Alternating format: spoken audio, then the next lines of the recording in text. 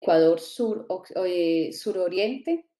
Y en minutos pues ya empezaremos con la presentación. Esperamos arrancar entonces iniciando con el protocolo de la sesión anterior a cargo del Nodo México, para posteriormente iniciar ya con la presentación del Nodo Ecuador. Entonces, no sé si por aquí está la persona que está encargada del protocolo de México.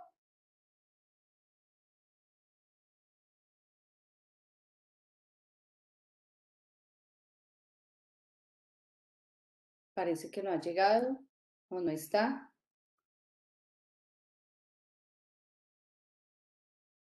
Bueno, mientras que de pronto se reporta, recordarles que esta secuencia de seminarios está en el marco de la Red Iberoamericana, del proyecto internacional, y también pues solicitarles que en las interacciones que ustedes deseen dejar comentarios, preguntas que deseen hacernos posterior a la presentación, lo pueden hacer a través del chat, y una vez finalice la presentación, pues procederemos a leer las preguntas, los comentarios y a darle la palabra a las personas que así lo requieran.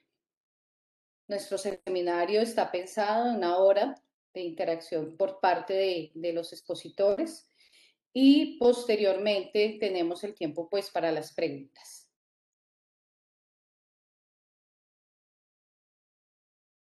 Vuelvo a lanzar la invitación al colega o a la colega de México responsable del protocolo.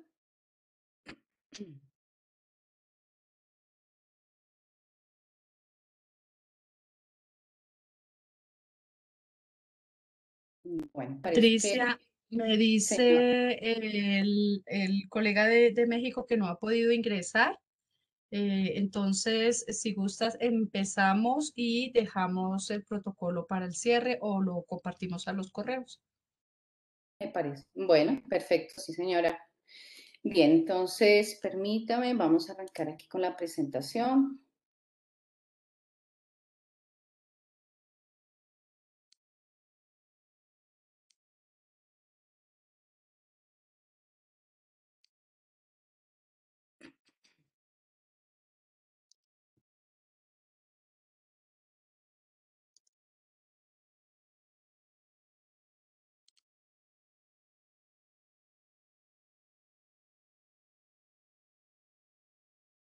Un minuto, por favor, de su paciencia.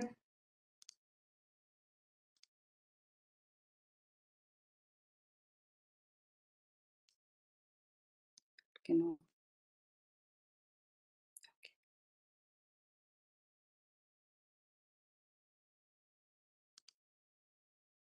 ¿Me podrían confirmar, por favor, si lo están visualizando? Sí, Sí, señora. sí, sí, sí. Perfecto.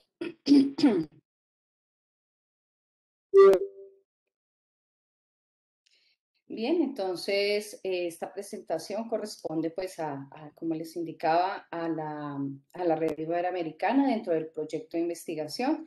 Además, las personas que hacemos parte del nodo, en su gran mayoría somos estudiantes, docentes vinculados a la Universidad Nacional de Educación, y hay algunas participaciones de fuera del país.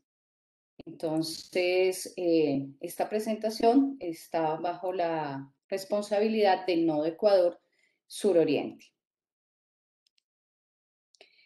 La hemos titulado Lexon Study como estrategia didáctica para generar pensamiento crítico desde el género narrativo oral. Y las personas que ustedes visualizan en esta imagen somos parte de las personas que estamos vinculadas al nodo y quienes hemos venido trabajando durante este proyecto. ¿Cómo estamos nosotros organizados? Inicialmente queremos compartir quiénes somos, digamos, o quiénes configuran las comunidades mixtas de investigación. Tenemos en la actualidad 3 comunidades mixtas que han venido desarrollando el proyecto. Tenemos docentes de aula de la primera comunidad, que es la profesora Joana Mejía. Posteriormente tenemos como docente en formación a las estudiantes Sandra Alvarado, Milena Jara y al estudiante Gustavo Escandón. También tenemos como docente acompañante a la profesora Alexa Perea, docentes investigadores Génesis Lor y la persona que coordina esta comunidad, Patricia Pérez. En la comunidad 2 tenemos como docente de aula a la profesora Silvia Aragón, tenemos docentes en formación, Alexandra Juela, Elizabeth Mejía, Joana Yunganaula y Viviana Guachún. Y tenemos como docente coordinadora a la profesora Paola Umaña. En la tercera comunidad está trabajando la profesora o la docente de aula María Magdalena Arévalo. Los docentes en formación están Javier Merchán, Brian Esteban Parra, Carmen Paucar Valladares, Rosa Ortiz López y Marjorie Ortiz López. La docente acompañante es la profesora Ana María Aparicio, el docente investigador es Javier Chamorro y la docente que coordina es la profesora María Nelcy Rodríguez. En un instante prenderán sus cámaras para que los podamos conocer. Bien, entonces en nuestra primera presentación vamos a abordar un poquito para familiarizar a los oyentes sobre el sistema educativo ecuatoriano. Y allí vamos a empezar con la intervención de Javier Merchán. Por favor, Javier.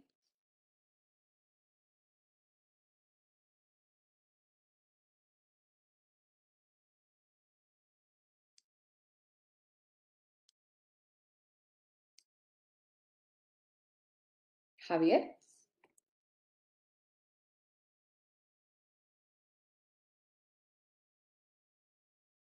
Perdón, ¿me escuchan? Sí, señor, ahora sí te escuchamos, Javier. Ya, listo. Bueno, muy buenos días con todos y todas. Mis disculpas, he estado desconfigurado.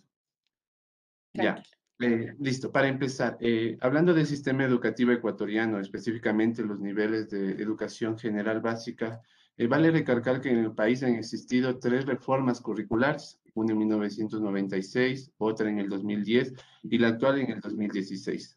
Para la educación general básica, esta abarca desde el primero hasta el 10º grado, donde los estudiantes adquieren un conjunto de capacidades y responsabilidades a través de 3 valores fundamentales: la justicia, la innovación y la solidaridad. El área de educación general básica está organizada por áreas de conocimiento: lengua y literatura, matemáticas, ciencias naturales, ciencias sociales, lengua extranjera, educación física y la educación cultural y artística, basados bajo una pedagogía socioconstructiva, donde incluye y enlaza la dimensión constructivista, social e interactiva, desarrollando integralmente al estudiante mediante habilidades organizativas, reflexivas, comunicativas y valorativas. Contextualización del aprendizaje de acuerdo a situaciones, necesidades e intereses, estimuladas a través de actividades investigativas.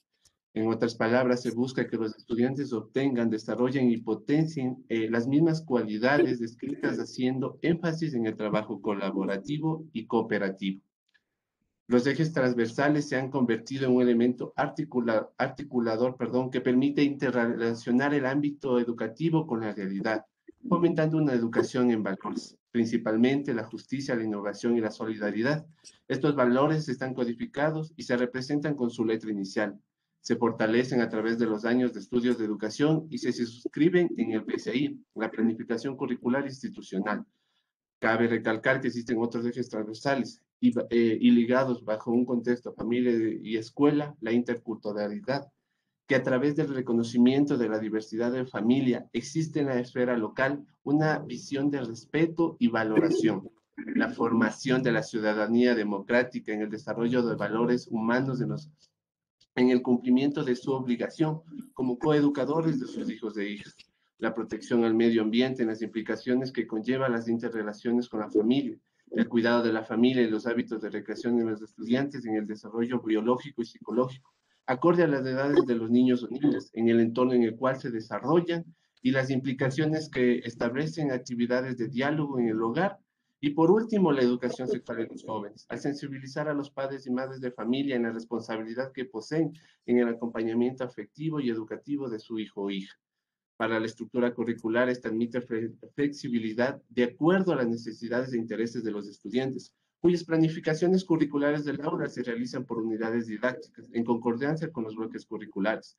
Se divide en 4 subniveles. El primero, preparatorio, que corresponde al primer grado, que ofrece a los estudiantes de 5 años de edad.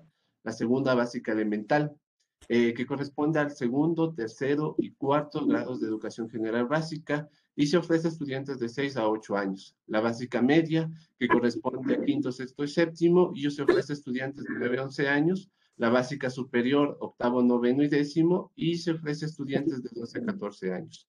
El método por objetivos es la incorporación de los grandes cambios que ha tenido este currículo. En los objetivos generales del área OG, abarca un conjunto de aprendizajes de cada área y asignaturas en el transcurso de la educación. Los objetivos integrados del subnivel OI precisan y concretan y marcan los avances para el logro del perfil de salida del bachillerato, y los objetivos del área por su nivel identifican capacidades y cubren el conjunto de aprendizajes. Y por último, los criterios e indicadores de evaluación, quienes permiten evidenciar el desarrollo que se espera que logren los estudiantes en el subnivel específico con respecto a los objetivos de las áreas. En el actual currículo existen criterios e indicadores de evaluación que permiten verificar el desarrollo de un conjunto de destrezas con criterios de desempeño, y estos están vinculados con los estándares de calidad. Eso es por respecto del sistema educativo ecuatoriano en el área de educación general básica. Muchas gracias, Javier. Dentro de este sistema educativo tuvimos la oportunidad de trabajar con la profesora Joana y con la profesora María Magdalena, quienes en este momento nos van a comentar un poco sobre esas características que ellas tienen en sus contextos de aula. Le damos entonces la palabra a la profesora Joana. Muy buenos días con todos. Es un gusto para mí dirigirme hacia ustedes. Me presento. Mi nombre es Joana Mejía Vera. Trabajo en la actualidad en la Escuela de Educación Básica Federico Proaño en 5º grado de educación en la jornada vespertina con 30 estudiantes. Es una institución ubicada en el casco urbano de la ciudad de Cuenca. En la actualidad, debido a la pandemia, nuestra modalidad de trabajo es virtual. Trabajamos aproximadamente 1 hora con 30 minutos. La metodología que utilizo para trabajar en el aula es el aprendizaje basado en proyectos.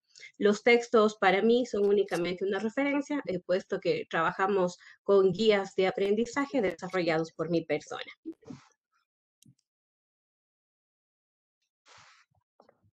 Por favor, la siguiente. Gracias. Ya. Mi forma de trabajo es realmente en esta época de la pandemia, como dice Francisco Mora, ¿no? Sin emoción no hay aprendizaje. Y entonces trato de hacer una verdadera experiencia de aprendizaje todos los días a través de la motivación, a través de la exploración de cada una de sus emociones.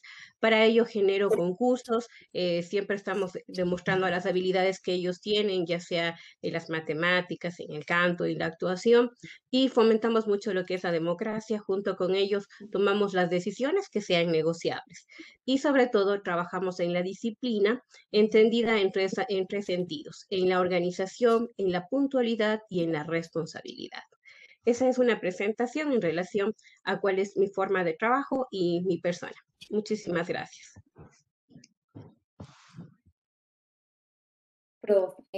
Licenciada Magdalena Arévalo, que también trabaja en el mismo sistema de educación, el que fue presentado por Javier Merchán.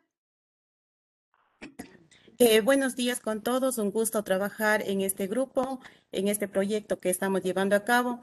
Mi nombre es Magdalena Arévalo, trabajo en la unidad educativa Eugenio Espejo de la ciudad de Cuenca.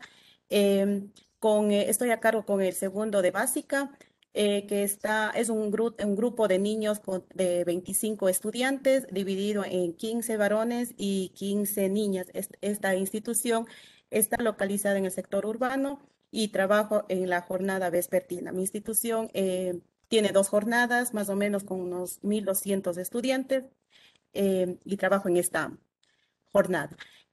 Les voy a explicar una de las características con las que yo trabajo.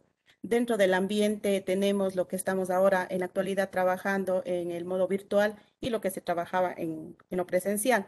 En el modo virtual trabajamos, personalmente trabajo con la plataforma Zoom, que es más fácil para los padres de familia conectarse por este medio. Eh, Cabe recalcar aquí en este punto que aquellos niños, aquellas personas que no tienen conectividad por ciertas razones, el trabajo como docente mío es realizar las fichas pedagógicas para todos los niños. A los que tienen conectividad se les manda por medio de WhatsApp, correos electrónicos, y a los niños que no tienen conectividad, mi trabajo es ir a entregar personalmente de forma física a los representantes legales para así que todos los niños puedan trabajar. Mientras que en lo presencial obviamente se trabajaba dentro del aula, pero también aprovechando todas las dependencias de la institución. De acuerdo al tiempo de trabajo, el tiempo de trabajo mediante la forma virtual, trabajo 2 periodos de 40 minutos diario, recalcando y haciendo em, énfasis en las asignaturas de lengua y literatura y matemática, mientras que en el presencial se trabajaba 7 periodos de 40 minutos diarios. Los niños entraban a la 1 de la tarde y salían a las 6:20 de la tarde. Dentro de la metodología que utilizo para trabajar con mis estudiantes es el aprendizaje basado en proyectos y ejercicio de aplicación en lo virtual y en lo presencial. De igual manera, el aprendizaje basado en proyectos, el trabajo cooperativo, aprendizaje basado en el juego, que es algo muy importante. El trabajo cooperativo se trabaja en grupos, donde que un punto importante es que los niños que saben más son un apoyo para los niños que tienen alguna dificultad. Dentro de los recursos que trabajo son las plataformas, videos, textos también que son una base y también material didáctico realizado personalmente de acuerdo a las necesidades y de acuerdo a los contenidos que se trabaja. Y en lo presencial de igual manera se trabaja con los textos que tienen los niños, videos motivacionales o referidos al tema que se está trabajando y también material adicional.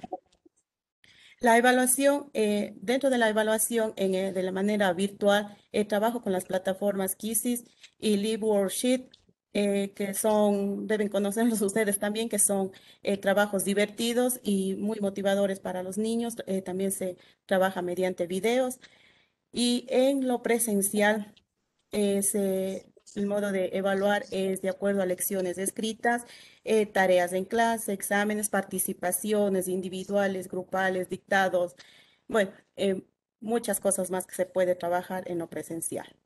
Esa es mi presentación. Muchas gracias. Gracias, profe Magdalena. Entonces, a continuación tenemos el otro sistema educativo. Entonces, aquí va a estar la presentación Gustavo.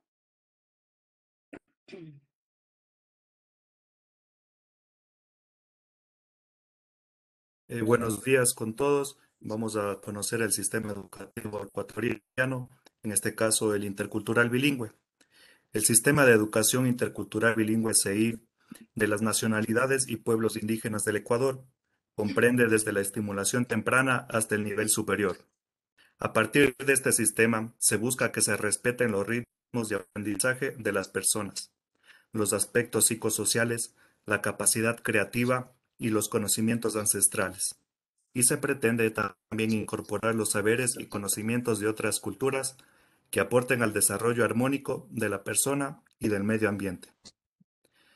En la Dirección Nacional de Educación Intercultural Bilingüe tiene como misión desarrollar y diseñar programas de educación de calidad, ya sea con pertinencia cultural, lingüística y ambiental, para atender las necesidades educativas y llegar a la plenitud de los pueblos y nacionalidades.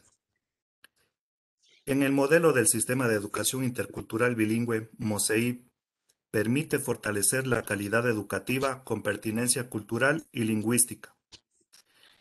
El MOSEIB se sustenta por las siguientes bases: el respeto y el cuidado a la naturaleza. Es un modelo elaborado por las nacionalidades y pueblos. Según el modelo del Sistema de Educación Intercultural Bilingüe, MOSEI 2013, el artículo 3, la utilización de la lengua, los docentes del Sistema de Educación Intercultural Bilingüe utilizarán las distintas lenguas involucradas en la implementación del proceso educativo. El proceso educativo y su organización. EIFC, Educación Infantil Comunitaria. Hace referencia a los niveles de educación inicial 1 y 2. IPS. Inserción a los procesos semióticos. Referencia a nivel de preparatoria. FCAP. Fortalecimiento cognitivo, afectivo y psicomotriz. Pertenece a básica elemental, segundo, tercero y cuarto grado. DDTE. Desarrollo de destrezas técnicas de estudio que corresponden a básica media, quinto, sexto y séptimo. PAI. Proceso de aprendizaje investigativo. Pertenece a básica superior, octavo, noveno y décimo. Estrategias pedagógicas. Diseñar e implementar el currículo desde el Sistema de Educación Intercultural Bilingüe por nacionalidad y articulado al currículo nacional. Saberes, conocimientos. Desarrollar los saberes y conocimientos y prácticas socioculturales en relación al entorno sociocultural usando las lenguas ancestrales. Elaborar y aplicar el calendario vivencial de la nacionalidad en el proceso educativo. Y por último, formular contenidos y actividades de aprendizaje de acuerdo con la edad, capacidad y disposición de los estudiantes. En la metodología. La aplicación de la metodología del modelo educativo implica recurrir a la utilización de los procesos y recursos intelectivos, intelectuales y vivenciales, de acuerdo a los contenidos curriculares de cada nacionalidad. Lineamientos pedagógicos. La guía de interaprendizaje. Es un instrumento microcurricular diseñado por el docente para facilitar el proceso de interaprendizaje. Una guía de interaprendizaje está compuesto por A. Portada, en la cual uno puede introducir el número, el título, el círculo de conocimiento y el dominio. Asimismo, también se puede dar a conocer los mapas de saberes y los objetivos. B. El desarrollo de la guía. Dentro del desarrollo de la guía encontramos 4 fases del conocimiento que son dominio del conocimiento, aplicación del conocimiento, creación del conocimiento y socialización del conocimiento. C. Instrumentos de logros y dominios. D. Cuadro de seguimiento de actividades de la guía. Y E. Recursos y materiales didácticos. Aquí hemos conocido un poco lo que es el modelo intercultural bilingüe de Ecuador. Muchas gracias, Gustavo. Dentro de este modelo o sistema estaba la comunidad número 2, la comunidad número 2 en la que tuvimos la oportunidad de compartir con la profesora Silvia Aragón. Profe Silvia. Alipunja Machicuna, su grupo Napaita Happy Paichi. Mi nombre es Silvia Aragón, trabajo en la unidad educativa Amautañampi de la ciudad de Puyo, provincia de Pastaza, Ecuador. Estoy con los niños de primer grado, unidades 11, 15, proceso IPS. Nuestra jornada es matutina, tengo 38 estudiantes. Bueno, dentro de nuestro sistema de educación, como ya expuso el compañero anterior, el sistema de educación intercultural bilingüe tiene la misión de desarrollar la lengua y la cultura de los pueblos y nacionalidades. Bueno, dentro de esto, dentro de educación bilingüe, trabajamos que por procesos, más no por niveles, donde ya también ya se explicó, y los elementos que orientan la acción educativa y pedagógica, también el calendario vivencial, donde ahí se enfoca todos los saberes, cómo vamos a ir desarrollando cada guía, también los ciclos vivenciales. Cada proceso tiene un seguimiento de un ciclo vivencial. Por ejemplo, IPS tiene el ciclo vital, las unidades de la 16 hasta la 45, en cambio, tienen el ciclo agroecológico. Dentro de esto tenemos los armonizadores de saberes. Los armonizadores de saberes son los ejes nuestros, que es vida, tierra y territorio, vida familiar comunitaria, cosmovisión y también ciencia, tecnología y producción. Dentro del aula, lo que prácticamente se desarrolla es, no sé si me pasa a la otra lámina. Ya. Dentro del aula, más desarrollamos es, yo a partir de cada nacionalidad tiene su currículo. En el caso mío, yo soy de la nacionalidad de Quichua, entonces desarrollo de la nacionalidad de Quichua. Cada guía de aprendizaje es integrado, no es por área, es integrado donde tratamos de relacionar todos los aspectos teniendo en cuenta un eje generador o un saber generador. Para esta guía se necesitan los espacios de aprendizaje, respetar el ritmo de cada uno de los estudiantes, sus estilos de aprendizaje. Se trata de mirar lo más que se puede. La evaluación es por dominio. Cada uno de las guías, de las unidades, tiene un techo de saberes y un grupo de dominios. Entonces, siempre apuntamos el dominio que tiene cada una de las unidades y esto que se divide en las guías.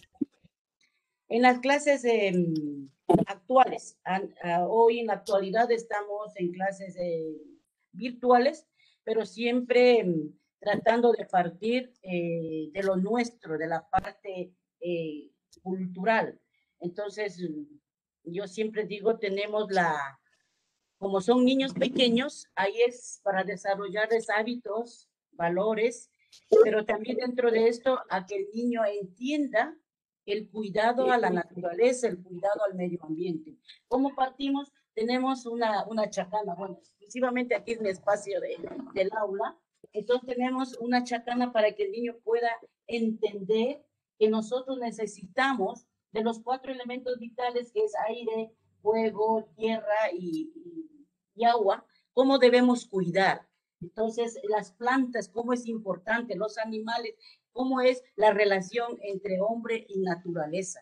Desde ahí partimos para poder entender esta parte, ¿cómo decir? Para darle una educación integrada, holística y no fragmentada, más bien visualizando lo que necesitamos. Por ejemplo, el calendario vivencial también le podemos hacer, cada mes tiene algo específico, algo que tenemos dentro de nuestras nacionalidades. ¿Qué pasa cada mes dentro de la naturaleza, dentro de nuestro entorno? Todo eso vamos aplicando dentro de la educación para irle desarrollando sus hábitos, sus valores y también la parte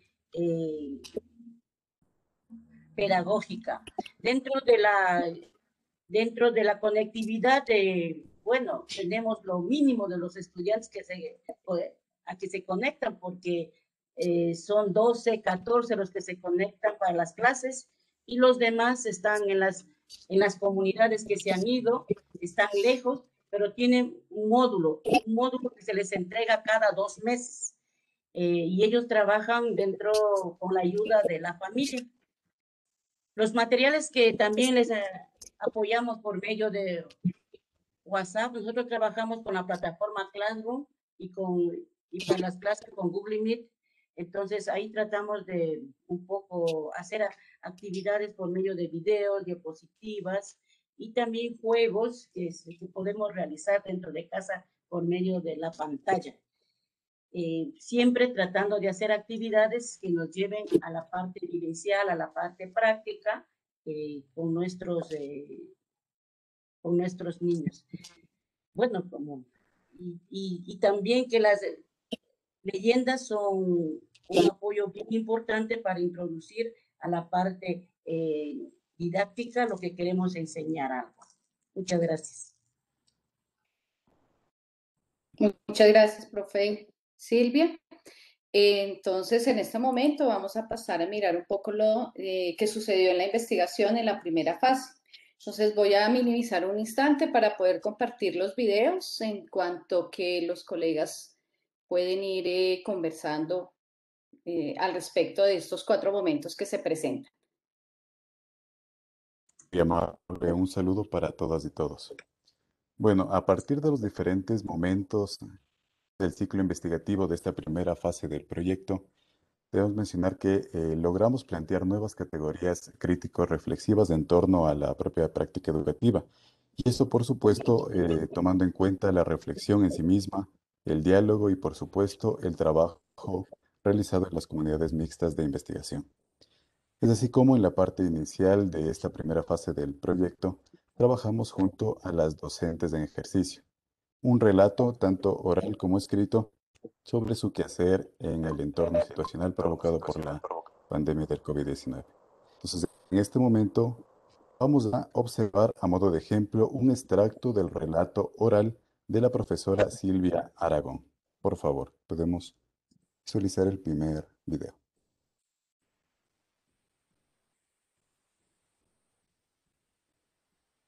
Preguntándoles qué es lo que soñaron, cómo les ha ido, cómo están, qué es lo que necesitan, bueno, algunas cosas que ellos quieren comunicar a los demás. Entonces, muchas veces algunos que le han levantado la fuerza, renegados ahí, otros están por ahí que, bueno, de todo un poco se ve en la pantalla, pero luego ya están bien, ya están contentos, ya se les mira el poco tiempo y ya están felices. Y bueno, y eso decía yo, por ejemplo, hoy les he dado la canción en quichua para hacer con los deditos, con pintura, con tinta natural, que saquen de la repacha, del achote, de donde sea, pero que tengan que es de la pintura. Entonces, eso les ha ayudado bastante. Bueno, también les he contado los cuentos para mover las manitos, porque a veces hemos cantado con todo el cuerpo también. Muchas gracias. Como ustedes pudieron observar, este ejercicio nos permitió identificar las particularidades de la práctica docente respecto a la importancia del uso de la lengua y principalmente como una herramienta clave en el entorno virtual. Siguiendo esta línea, empleamos también la videoscopía como un recurso metodológico, a través del cual analizamos la interacción didáctica de las docentes en ejercicio. Y esto, a su vez, nos permitió dilucidar los elementos teóricos prácticos de las categorías del trabajo que se presentarán en la siguiente intervención. Entonces, por favor, en este momento veremos el extracto de un episodio de la clase de la profesora Joana Mejía, a partir de la cual pudimos desarrollar el proceso de videoscopía.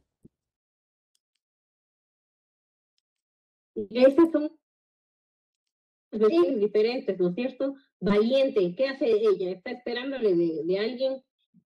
No, profe. No, profe, ella se defiende sola. Ah, perfecto. Y ahora en todos los cuentos también siempre le ponen, ¿a quién le ponen que barra, que limpie, que trapee? La Cenicienta.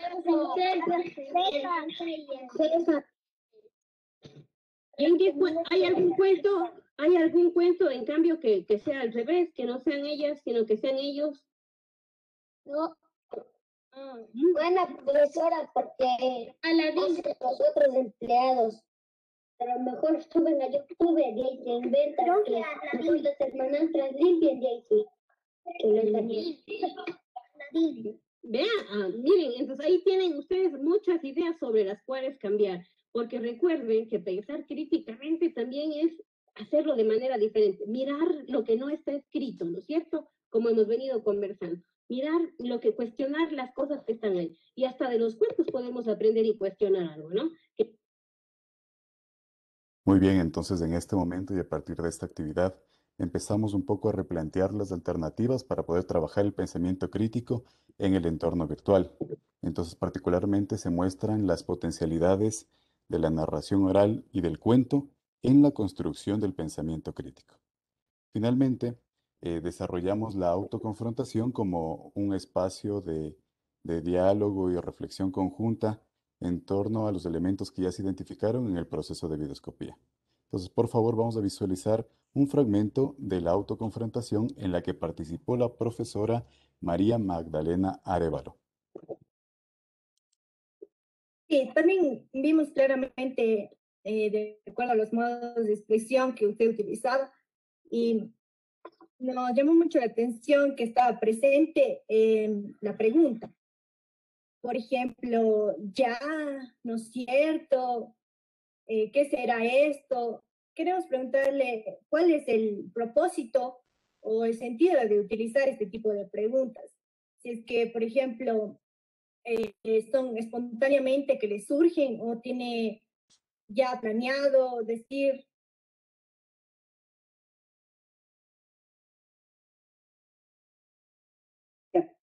De acuerdo a la experiencia que día a día vamos adquiriendo, es con el objetivo, incluso este año me ha tocado hacer esto porque dentro del aula de clase yo tengo unos niños que no conocen ciertos términos, cierto nombre, cierto dibujo. Entonces yo tengo que, para no hacer sentir mal a estos niños, tengo que preguntar en forma general. Les cuento, tengo, como les decía, 2 niños y que yo les digo, el otro día se me ocurre, les decía, vamos a dibujar una polilla. Y se me puso a llorar toda la hora. ¿Por qué? Porque dice, yo no conozco la polilla, yo no sé lo que es polilla. Entonces, por eso tengo que estar preguntando, estar retroalimentando a los niños de cómo es esto para poder trabajar con ellos. Y por eso se me ocurre eso de ir preguntando cada vez que yo vaya mostrando una letra, vaya mostrando un gráfico. Tengo que estar segura que todos los niños conocen ciertos términos, cierto dibujo para seguir la clase. Bueno, gracias. Entonces, mediante esta actividad, como ustedes pudieron observar, las y los docentes de formación jugaron un rol importante en el intercambio de preguntas y respuestas con las docentes en ejercicio.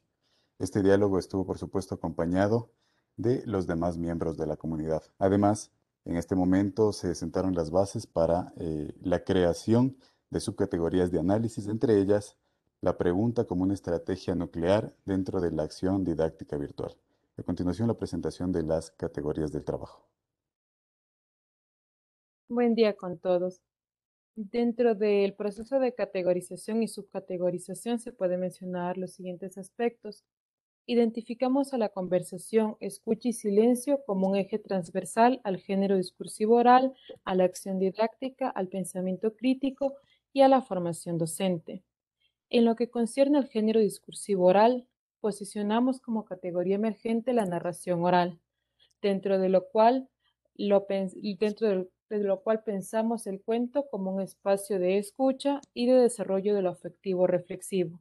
Además, dentro de esta narración oral, miramos las potencialidades de trabajo de la diversidad cultural. Respecto a la acción didáctica, como categorías emergentes, posicionamos al docente tutor reflexivo y al aprendizaje situado en comunidad. A partir de estas categorías, replanteamos la pregunta como una estrategia didáctica que interpela por el sentido, la comprensión, lo afectivo y como réplica. Además, pensamos la imagen como una mediadora dentro de la acción didáctica que permite construir la interacción y también permite y da paso a la instrucción. Así también el proceso de explicación como guía y acompañante de todo el proceso de enseñanza-aprendizaje.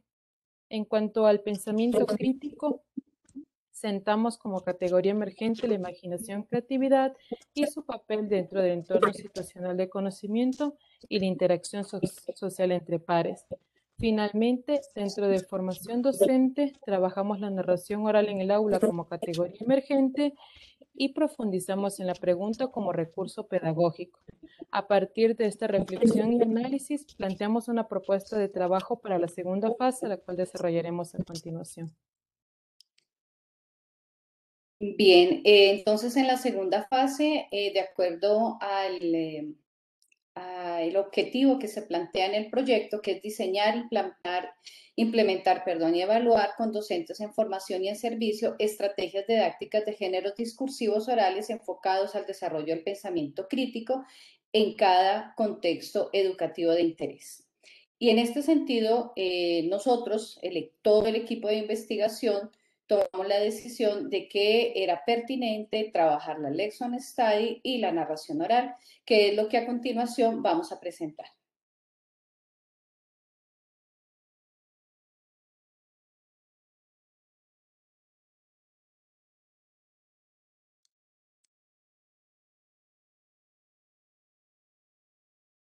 María Nelsi. Muy buenos días para todos y todas. Un placer estar con ustedes y compartir este espacio. Bueno, para iniciar con lo del Lesson Study, considero importante que miremos la Lesson Study en contexto, ¿no? O sea, comprender en contexto cuál es la importancia que la Lesson Study tiene, y para eso voy a tomar algunos cuestionamientos que se le hacen a la investigación educativa. Algunos críticos, ¿cierto?, como el sociólogo mexicano Carlos Macé, han señalado como una de las debilidades de la investigación educativa la falta del sustento epistemológico de estas investigaciones, y en particular él señala como una limitante el hecho de que la investigación educativa pues no logra dar cuenta de la multidimensionalidad de todas las problemáticas educativas, porque se reduce eminentemente a lo pedagógico, ¿no? Y si bien es cierto, compartimos, ¿sí? Es decir, no se puede negar que lo que plantea Macé en términos de la importancia que tiene la lectura de la investigación educativa en términos de una comprensión multidimensional de esos fenómenos educativos, consideramos importante reconocer también otras maneras y otras posturas, ¿cierto?, sobre la investigación educativa, como por ejemplo la de Stenhouse y Elliott en el Reino Unido, la de Herrera, Restrepo, el grupo de las prácticas pedagógicas en Colombia, que sostienen la idea, los primeros, o sea, Stenhouse y Elliott, de que el docente es un investigador del currículo, y los segundos sostienen la idea de que el docente es un investigador de su práctica, porque es el docente como sujeto de saber quien tiene la posibilidad de construir su propio saber pedagógico a partir de la investigación de su práctica. Es decir, el docente deja de ser un ejecutor del currículo prescrito para construir conocimiento pedagógico sobre los procesos de enseñanza y aprendizaje que realiza, ¿no? Otro aspecto importante que se debe tener en cuenta en la Lesson Study es la comprensión del aula como un espacio de comunicación, es decir, la investigación pedagógica, en palabras de Stenhouse, requiere no solo de una disposición autocrítica del docente, sino también de una disposición, ¿cierto?, del mismo docente para someter su trabajo al escrutinio de los demás.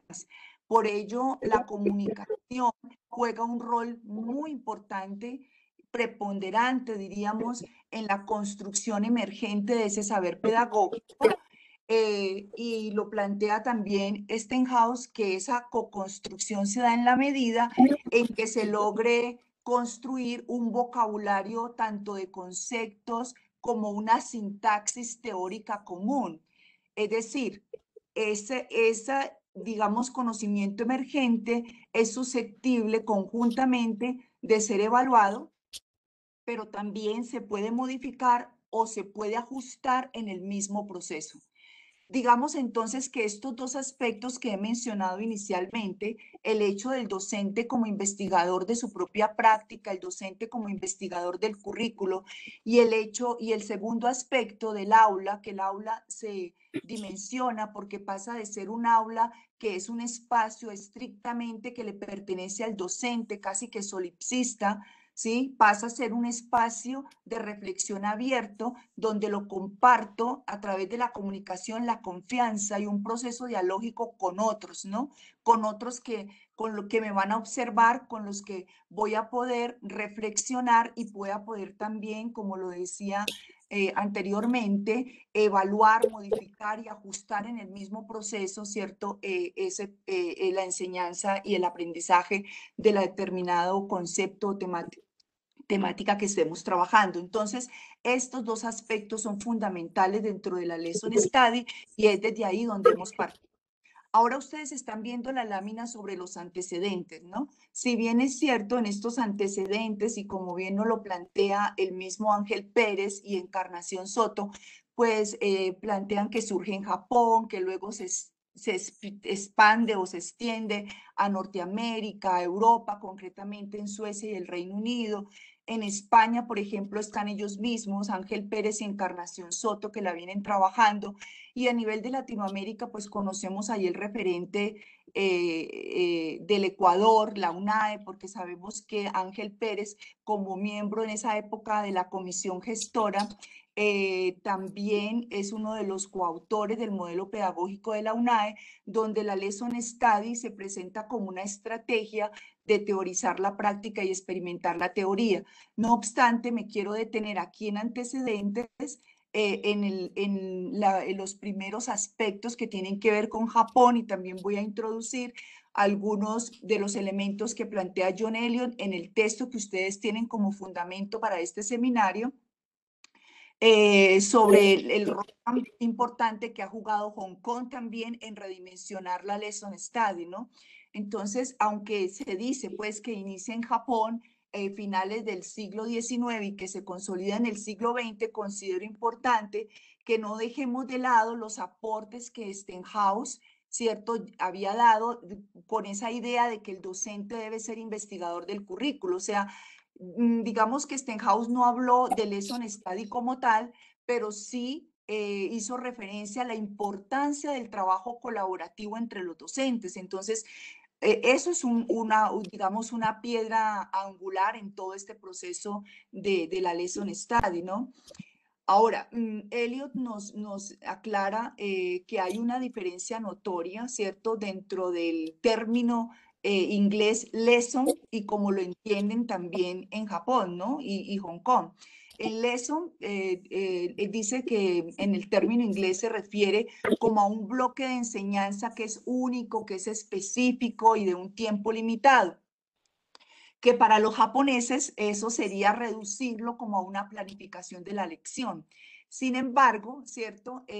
Podemos decir que ellos también, dentro de lo que llaman Lesson Study, ellos también reducen, digamos, esa planificación también en términos de una lección con objetivos, que tiene un tema, que tiene un concepto, que tiene unas habilidades que hay que desarrollar a corto o largo plazo, ¿sí? O sea que en todo caso, la Lesson Study, como dice Catherine Levy, citada también por Elliott, debe ser entendida como un proceso de interacción viva entre docentes y estudiantes.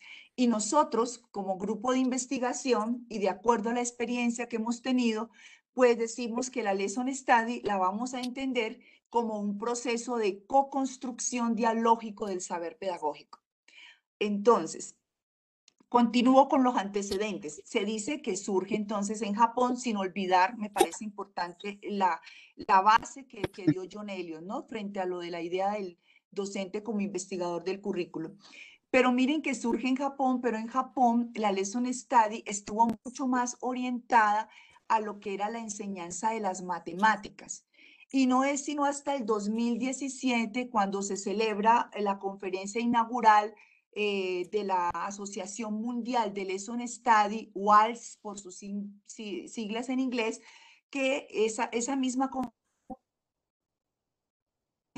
mundial, y solo es hasta ahí que Hong Kong retoma la experiencia tanto japonesa y las otras experiencias que se presentan ahí y trasciende esa Lesson Study a lo que ellos llaman Learning Study, ¿sí? Y esa Learning Study básicamente la fusionan con una teoría que había surgido inicialmente en Suecia, que había sido impulsada por Ferenc Marton y su equipo, que se llama fenomenografía del aprendizaje, ¿sí?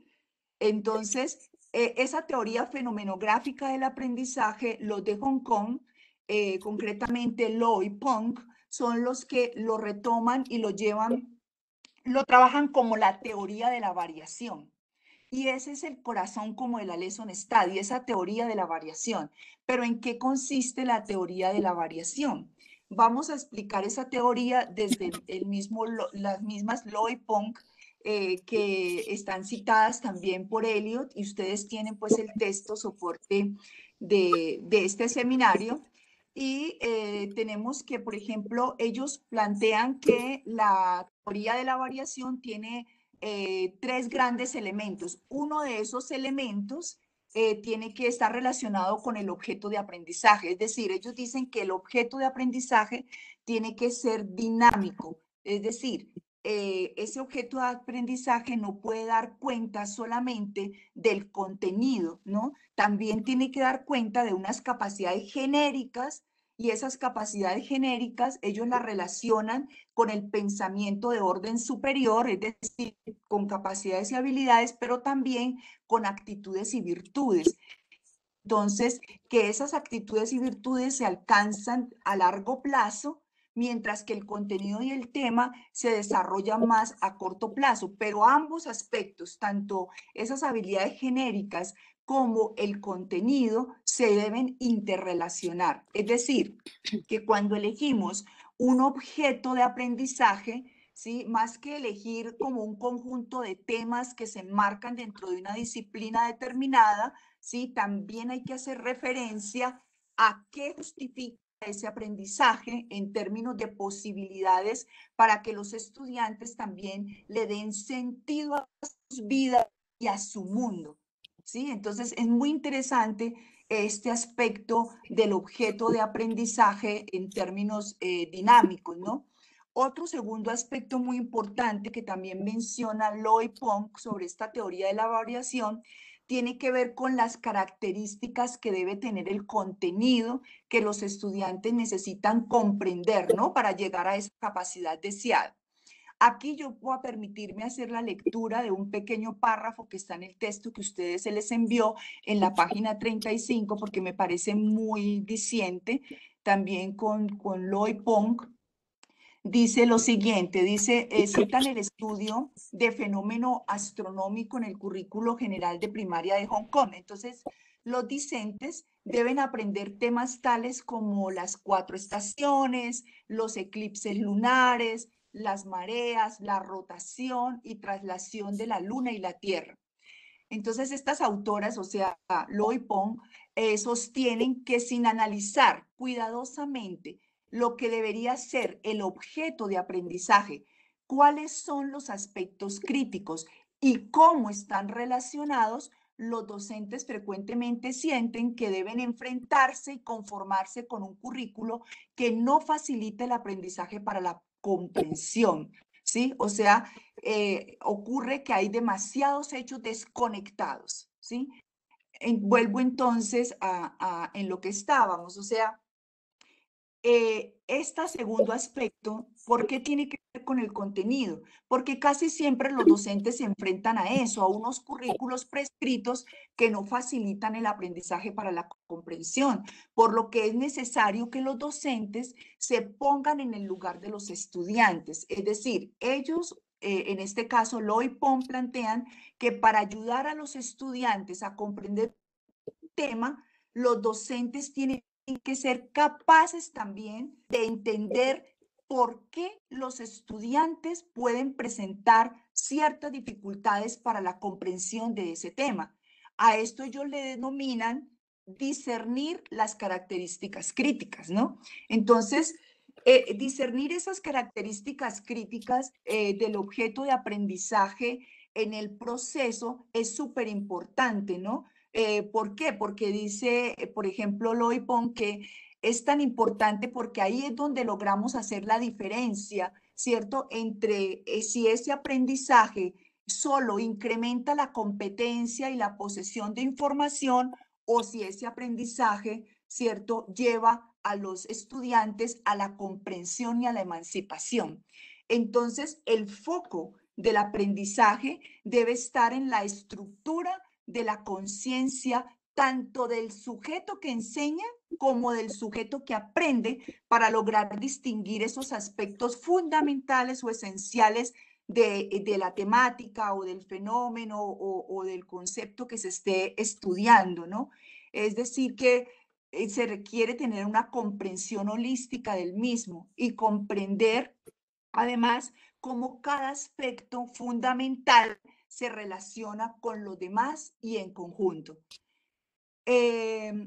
Entonces, digamos que en este sentido, ya un poco saliendo de la teoría de la variación, podemos decir que la lesson study o la learning study pasa a ser un contexto, de investigación-acción, en el que los docentes desarrollan sus conocimientos pedagógicos para aportar al desarrollo curricular.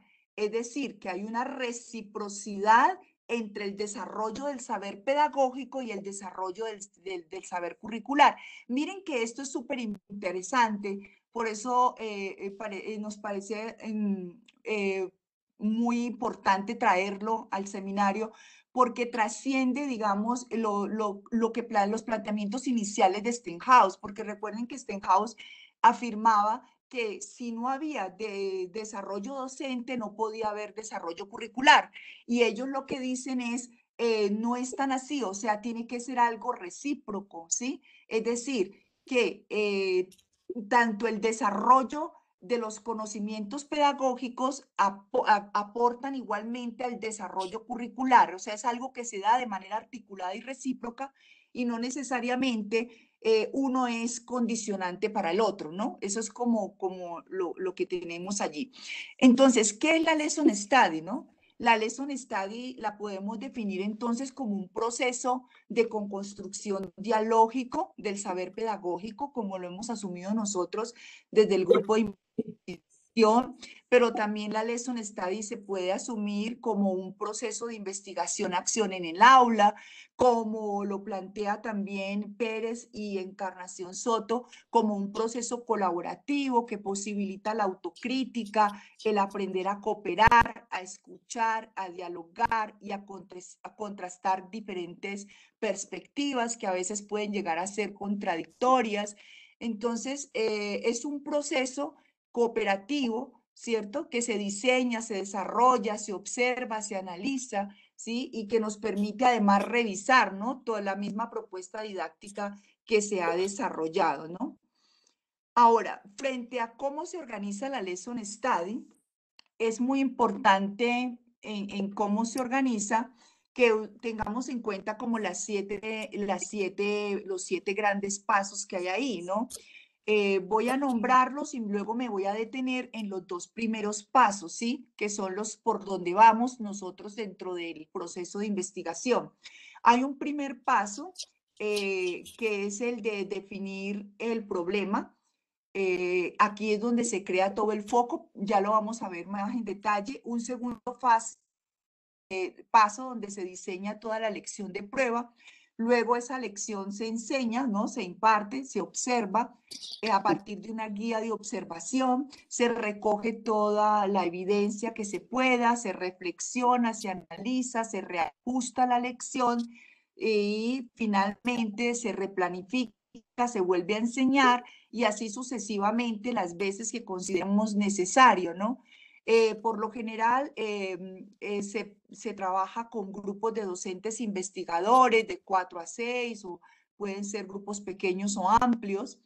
Y lo interesante es que es un proceso cíclico y hablamos de investigación en el aula, en este proceso, porque si ustedes observan, básicamente los pasos giran alrededor de los mismos pasos de la investigación-acción que nos habla Kari Kemnis también, sobre lo que es la planificación en la parte de la investigación-acción, la planificación, luego de planificar entramos a la acción, después de la acción reflexionamos, observamos, reflexionamos para luego replanificar y volver a actuar. Entonces observen que ese ciclo de la investigación-acción también se retoma en lo que es la lesson study, ¿no?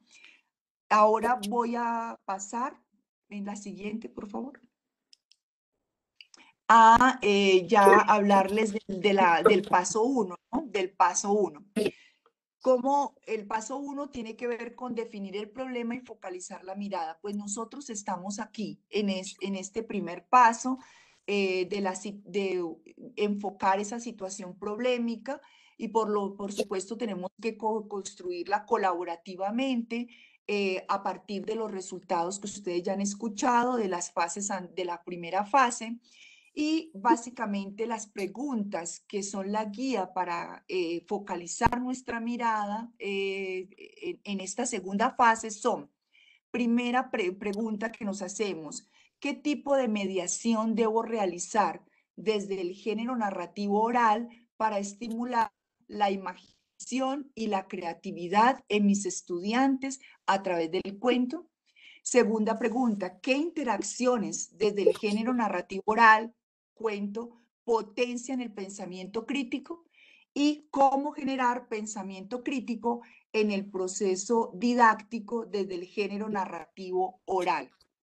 Y entramos ya a los pasos que debemos tener en cuenta ya en la fase experimental del diseño de la clase, que primero vamos a establecer unas finalidades, unos principios también y unos roles, de acuerdo a lo que nos pide todo el proceso de Lesson Study, para luego entrar a diseñar en conjunto con todos los profesores, o sea, la aula, profesores en formación, los investigadores, los acompañantes, en fin, con todas las comunidades, entrar a hacer ese diseño conjunto de la planificación didáctica, comprender también cómo y por qué este diseño puede funcionar y cómo vamos a lograr provocar esa comprensión de los estudiantes.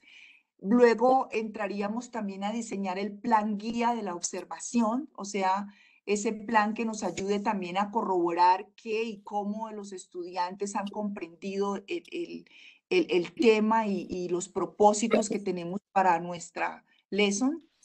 Y finalmente, el análisis profundo y amplio de todo ese proceso que se vive, ¿no? O sea, donde vamos a poder hacer visible toda esa evolución del pensamiento de los estudiantes y las relaciones que ellos han podido establecer también, ¿no? Tanto con lo tratado en la clase, como con los materiales, como con las actividades propuestas. Y aquí tenemos en la siguiente diapositiva cómo más o menos es como, digamos, la estructura de lo que será nuestra planificación didáctica, donde tendremos en cuenta el área, los niveles, los tiempos, las plataformas que vamos a utilizar, con qué actividades, con qué logros de aprendizaje, con qué recursos, cómo las vamos a valorar. Y la idea es entonces que vamos a diseñar, como les digo, entre todos nuestra Learning Study o Lesson Study y nuestras profesoras del equipo, que son profesoras en ejercicio, una enseñará esa lección primero y todos vamos a estar en el proceso donde ella lo haga. A través de la guía de observación, vamos a recoger todas las evidencias, luego como equipo nos vamos a reunir para analizar y reflexionar lo que pasó con la lección planificada, ajustamos y luego otra de las profesoras en ejercicio de la segunda comunidad entrará también a hacer la lección y haremos lo mismo. Estaremos ahí presentes con ella, pero también haciendo toda la guía de observación. Haremos posterior a la clase la reflexión sobre lo que sucedió. Vamos a ajustar nuevamente y la dará por tercera vez la profesora de la comunidad 3 y haremos el mismo proceso hasta llegar a la fase última de conclusiones. O sea que esa lección será enseñada 3 veces y replanteada, ajustada, revisada esas 3 veces con cada una de las profesoras en ejercicio y con el resto del equipo. Bueno, hasta ahí, muchas gracias. Y finalmente, en la parte teórica, vamos a hacer la presentación de la narración oral y el cuento digamos, desde la perspectiva de la que estamos posicionándonos también en la investigación. Buenos días con todos. Bueno, teniendo en cuenta que ya nos hemos pasado un poquito de tiempo, desde el género narrativo. Entonces, bueno, durante la primera fase de la investigación escogimos el género específicamente desde la acción oral con el fin de entender las diferentes necesidades que se observaron dentro de las prácticas didácticas de los tres espacios. Entonces, el género narrativo es el que relata las historias imaginarias o ficticias, como de los cuentos, las novelas, las fábulas o las leyendas. Este se divide en dos, en el mundo real y en una parte narrativa. En el mundo real están los seres, los lugares y los hechos, y en la parte narrativa están los personajes, el ambiente, los acontecimientos o la acción. Asimismo, se compone con elementos. El narrador es la persona que, bueno, entrega la historia imaginaria. Los personajes son los seres que pueblan el mundo narrativo y se dividen en principales y secundarios. El ambiente es el lugar o el medio físico en el que se desarrolla. El acontecimiento es el argumento y el diálogo es la conversación que se da entre los personajes. El cuento, bueno, es un texto narrativo que cuenta una historia cuya acción es llevada por algunos personajes. Sus características son como la brevedad, que tiene un único argumento, se mantiene en una linealidad de acuerdo a este argumento, presenta pocos personajes y tiene una estructura interrelacionada. El cuento se divide en algunas clases. Por ejemplo, el cuento de hadas va destinado a un público infantil en el que se desarrolla en un mundo fantástico, se diferencia entre el bien y el mal, tiene una moraleja y se relaciona con a la fábula por tener la moraleja. Los cuentos fantásticos se dan en un mundo ficcional en el que existen criaturas mágicas con poderes sobrenaturales. Los cuentos realistas se desarrollan en un mundo que es semejante al real. Los cuentos de terror, las tramas giran en torno a lo sobrenatural, y despertar el miedo, la intriga en los lectores. Los cuentos de ciencia ficción son cercanos o distantes a un futuro utópico. La ciencia y la tecnología son diferentes a la que ahora conocemos.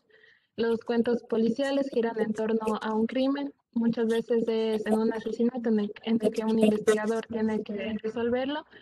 Los cuentos satíricos son diseñados para causar la risa. Los cuentos eróticos, bueno, abordan temáticas románticas o que son íntimas. Ya, las partes del cuento se dividen en tres. El inicio, bueno, se presentan a los personajes y se conoce la historia de cada uno de ellos. En la complicación, la trama es un poco más densa para ellos y se conoce lo que quieren o el problema que tienen. Y en el desenlace, que es el cierre del cuento, se conoce lo que los personajes hicieron o lo que lograron o no en hacer. Y bueno, por último están los elementos del cuento. El narrador es quien relata la historia, los personajes son las entidades ficticias a los que les ocurre la trama, el tiempo puede ser real o ficcional, los lugares son las ubicaciones en las que se desarrollan los hechos y la trama es la sumatoria de los vericuetos y los acontecimientos que les llegan a ocurrir a los personajes. Bueno, buen día, como ya dijo la compañera Elizabeth, teniendo en cuenta el poco tiempo que nos queda.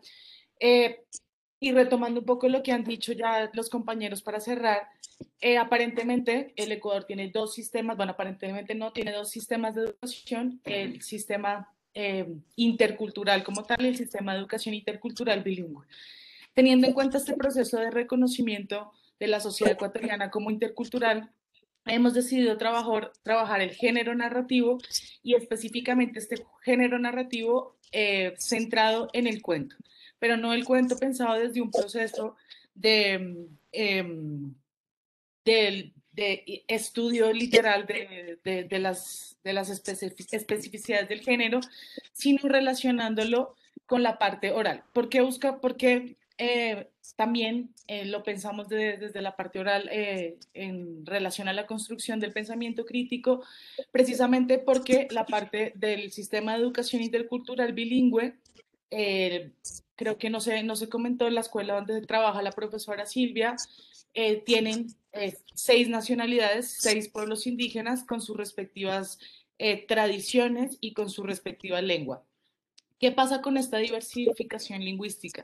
Que necesitamos las producciones de narrativas dentro de los pueblos aún no están escritas, entonces la idea también es empezar a revitalizar todos estos procesos orales y narrativos dentro de dos ejercicios didácticos específicos. El primer ejercicio didáctico específico es el de cuentacuentos, pero un ejercicio de cuentacuentos que va más allá del simple hecho de contar los cuentos. Entonces, lo que vamos a buscar es también educar y transmitir y revitalizar diferentes saberes y valores sociales y culturales alrededor también del reconocimiento y la revitalización lingüística de las lenguas que convergen en los diferentes contextos en los que vamos a trabajar. ¿Qué buscamos también con esto? Que dentro del sistema intercultural o dentro del sistema urbano se reconozcan también estos valores narrativos, orales y culturales que muchas veces están relegados solo a los territorios de las nacionalidades. Entonces, a través de este ejercicio de contar cuentos como un recurso de revitalización cultural, vamos también a interactuar, a relacionar con el juego de rol y el juego de rol buscando, Pati, puedes pasar por favor ya al final del juego de rol, si no me voy a quedar aquí. Más adelante, Pati. Más adelante. Ahí. Entonces, atrás. ¿Ahí? Sí, Pati, gracias. Entonces, el juego de rol como un proceso que va a buscar reforzar procesos cognitivos, actitudinales, lúdicos e interdisciplinares. Todo esto, entonces, ¿cómo lo vamos a plantear? A través de aprendizajes basados en proyectos que construyan y se relacionen con este ejercicio del contar cuentos o el contador de cuentos. Y entonces todo esto se va a realizar también a través del aprender haciendo, de la motivación y el aprendizaje significativo, de diferentes niveles de dificultad que se ajustan a las edades y a los procesos de desarrollo de los niños, de procesos reflexivos, de diferentes interacciones sociales y de aprendizajes a través de la observación.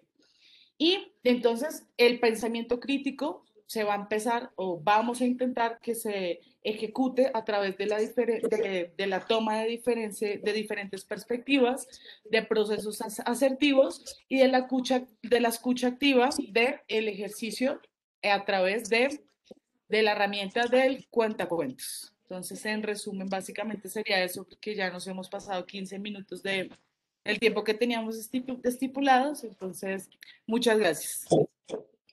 Muchas gracias, colegas. Entonces, en este momento teníamos otra parte final un poquito como para decir cuál iba a ser pues las interacciones en la fase, pero en realidad debido al tiempo pues ya si surgen como preguntas pues allí podremos retomar algo. En este momento entonces vamos a darle la palabra a Sandra Alvarado y a Javier Chamorro, quienes nos van a colaborar con la recuperación de preguntas y con los comentarios que se han encontrado también en el chat. Recordemos también que si hay preguntas de personas o intervenciones que deseen hacer directamente, por favor levantan la mano y de esa manera pues podríamos pasar a darles la palabra. Gracias.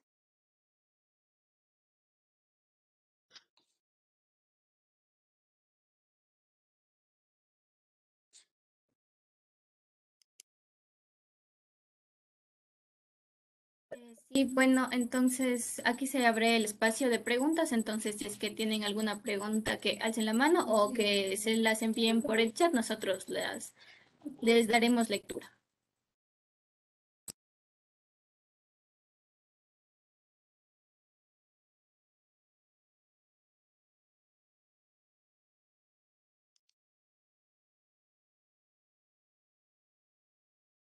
Bueno, parece que no tenemos preguntas en el chat, tampoco comentarios.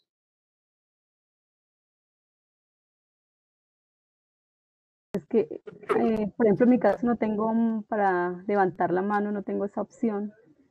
No sé si se puede aquí directo. Sí, Claro que sí.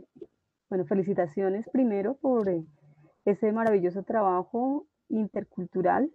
Mi pregunta va, bueno, ya en el proceso de trabajo con los niños, cuando ellos ya traen sus experiencias alrededor de los cuentos que se han trabajado, sobre todo en este momento de pandemia, donde pues la interacción para muchos pues es difícil en de pronto para participar con los docentes y los niños. ¿Cómo hicieron ustedes para permitir esa participación de todos y cada uno de los que estaban allá en sus comunidades?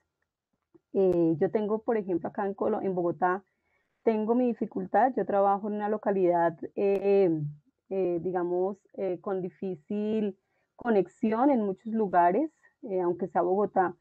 Los niños, muchos no tienen la facilidad para conectarse y adolecen de esa participación con sus otros compañeros y con su docente.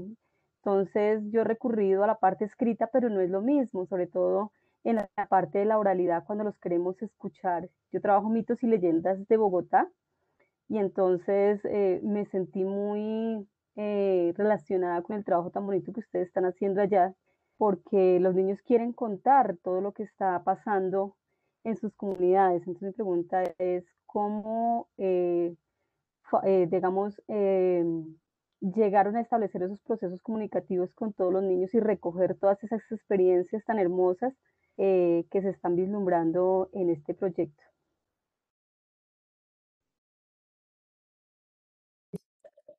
Muchas gracias por la pregunta, Carmen. No sé si a esta pregunta podamos, alguna de las profesoras, María Magdalena o tal vez Joana o tal vez Silvia, la profe Silvia también responder si ese fue el enfoque y darle posteriormente la palabra a la profe Jennifer. Si les parece, es una propuesta, obviamente. ¿A cuál profe Jennifer, Pati? Jennifer Paola Umaña. Voy a traducir entonces a un poco a las profes. Aquí, bueno, voy a responder por el lado del sistema intercultural primero. El sistema de educación intercultural bilingüe está planteado y específicamente el proceso a través del cual se rige o a través del cual nosotros llevamos el trabajo a cabo está inmerso dentro del proceso de inserción a los procesos semióticos.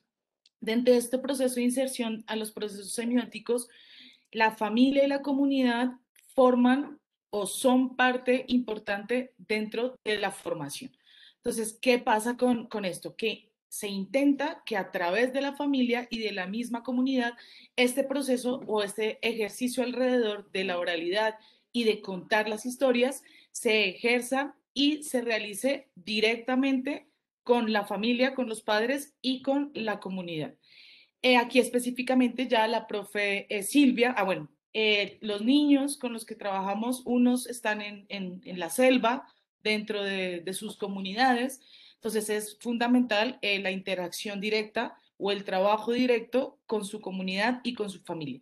Y esto se lleva a cabo también de un diseño de guías y de material que ellos recogen cada 2 meses y llevan a sus comunidades y allí lo desarrollan para después volver a salir a la escuela, entregar el material y recoger el otro. Pero aquí yo creo que quien tendría que explicarnos mejor este proceso de interacción entre la comunidad, la familia y la lengua y los saberes culturales de cada uno de ellos es la profe Silvia Aragón. Bueno, así como dijo que es la profe Paola, cada 2 meses vienen a entregar el módulo que han realizado y llevan otro. Pero para entregarle el nuevo módulo, siempre les hacemos una pequeña, hacemos reunión y les explicamos el módulo, de qué se trata. Le vamos explicando cada material que deben hacer, con lo que tienen en casa, cómo van a jugar, cómo van a aprender los números, el conteo, las nociones espaciales y todo eso. Pero en lo que es lo de las leyendas, si es que ellos saben esa leyenda que yo he puesto, bien. Si no saben, ellos pueden reemplazar con otras que ellos saben. Entonces, también se les ha dicho que si ellos pueden tomar fotos, que tomen fotos. Si pueden tomar un video, porque la mayoría sí cuenta con un teléfono básico, pero no tienen conexión. Entonces ellos de alguna manera, o si no, le hacen dibujar al niño que la leyenda que le han contado. Es la única forma de poder tener lo que ellos han hecho, lo que ellos han realizado, pero la familia es la que se encarga directamente de contarles una leyenda, un cuento, un mito, algún saber de su entorno. Gracias. Y creo que también podríamos darle la palabra a Joana, que también tuvo experiencia de trabajo con cuentos. Gracias. Bueno, primero en la conectividad, como hablaba en relación al contexto, estamos dentro del casco urbano y también hay problemas o hay niños que no tienen conectividad, entonces eso se ha solventado de dos maneras. En los GATS parroquiales han puesto centros de cómputo y ahí en ese caso una niña que no tenía conectividad asiste y recibe las clases y a veces tienen que hacer uso del plan de datos, lo que incurre en un gasto económico, pero por ello yo soy muy específica en la hora de las clases y aprovechando y sabiendo que existen esas condiciones. En relación al cuento, es algo muy, muy importante trabajarlo desde diversas maneras, la oralidad, ¿no? Uno en el que ellos narren las historias, en el que vuelvan a reinventar sus historias, ¿sí? Entonces, eso les ha permitido a los chicos expresarse y hacer análisis, como vimos ahí en el video, el que ellos se replanteen, ¿no? ¿Cuáles son los estereotipos que se están dejando a través de cada uno de estos cuentos? Entonces, al cuento le podemos ir dando cientos de vueltas y muchos trabajos para hacer la ortografía, la lectura oral, la oralidad, el que ellos transmiten o cuenten. Inclusive hemos hecho de que su vida la escriban a manera de un cuento. ¿Cuál sería el cuento que está ahí en la parte en suspenso? ¿Qué podría pasar a nuestras vidas según las decisiones que vayamos tomando? Entonces, de esa manera estoy trabajando con mis niños. Bueno, yo quisiera agregar algo que me ha parecido muy interesante en este ejercicio de haber seleccionado el cuento, y es que entre todos veíamos, ¿no? Cómo el cuento tiene como una potencialidad vista específicamente desde la parte de la escritura. Pero también entre todos fuimos mirando que era una oportunidad para pensar y ver qué sucede con el cuento desde la narración oral, ¿no? En donde los niños ponen su voz, pueden contextualizar los cuentos, pueden crear, pueden imaginar, y esa fue la ruta por la cual nosotros tomamos esa decisión. Además de ello, veíamos también que el cuento es un recurso usado muy, muy frecuentemente con los maestros de primaria, los maestros de la básica acá en Ecuador, y que siendo así, pues era una oportunidad interesante e importante para poderla, digamos, explorar desde esta mirada de la Lexon Study y también pues desde el pensamiento crítico.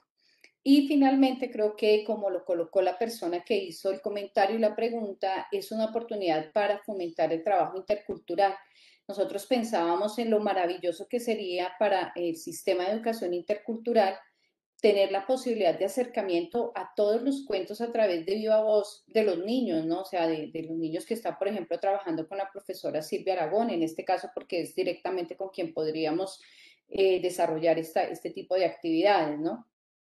Y cómo sería para ellos en el aula de la profesora Silvia también tener la oportunidad de escuchar a sus otros colegas de las aulas de la profesora María Magdalena y de la profesora Joana sobre esas historias, esos cuentos con los que tradicionalmente hemos crecido. Entonces esas miradas, esas interacciones que queremos generar tienen, digamos, como ese lugar de pensar la narración oral, el cuento, y eso cómo lo podemos traducir en una estrategia como la que nosotros estamos pensando, que es la Lexon Study. Le doy la palabra a Javier y a Sandra. Creo que han llegado algunos comentarios, preguntas.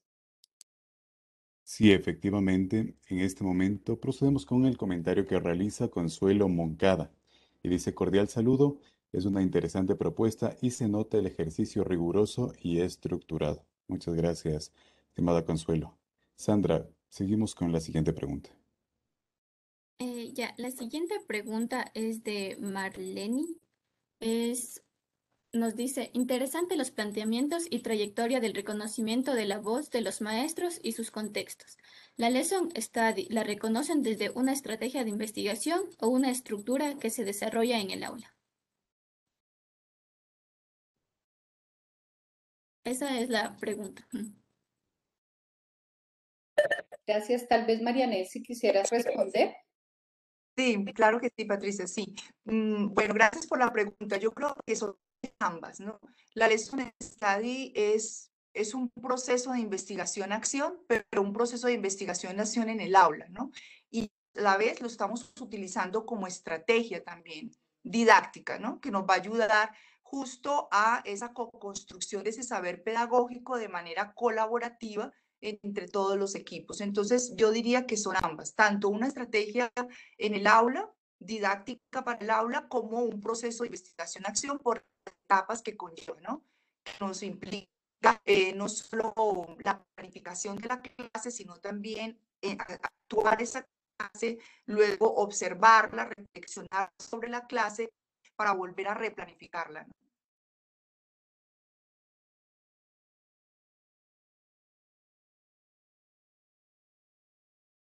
Sí, creo. Muy bien.